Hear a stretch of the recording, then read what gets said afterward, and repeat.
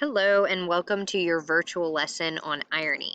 So we are in our Unit 1 and we are working with irony today. Again, I am your student teacher, Miss Barry. So let's get right into it. Irony is the opposite of what is expected. So it is the difference between appearance and reality, expectation and result, a surprise or an unexpected result. So again, irony is the opposite of what is expected. And you'll want to write that bit down because it might come up in an open notes quiz and you'll want to be able to refer to that when necessary. So there are three specific types of irony. First, you have verbal irony, and then dramatic irony, and then situational. And we'll go through all three. So we'll start with verbal irony. Verbal irony is a word or phrase that is used to suggest the opposite of the actual meaning. It's also called sarcasm or being sarcastic. So you could say, "Oh, I love how the locker room smells. It smells really good." That is sarcasm.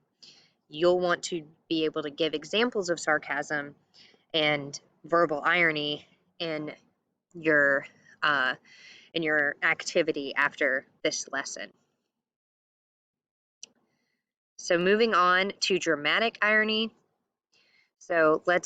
Dramatic irony is when there is a contradiction between what a character thinks and what the reader or audience knows to be true.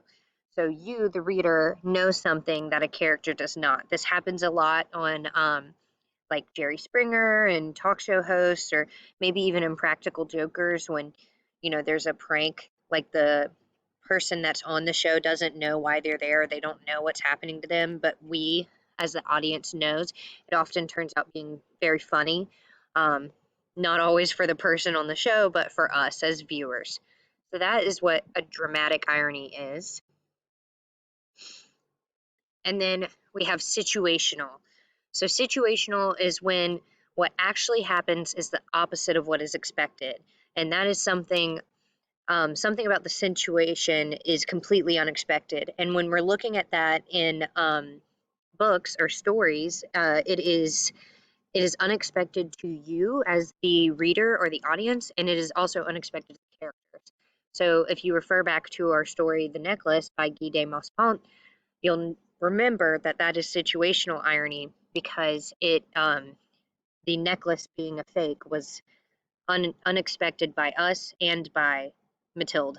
So that is an example of that. Another example of that is, let's say, Bill Gates, who is the creator of Microsoft, was using an Apple computer. That would be situationally ironic because it is completely unexpected by everybody.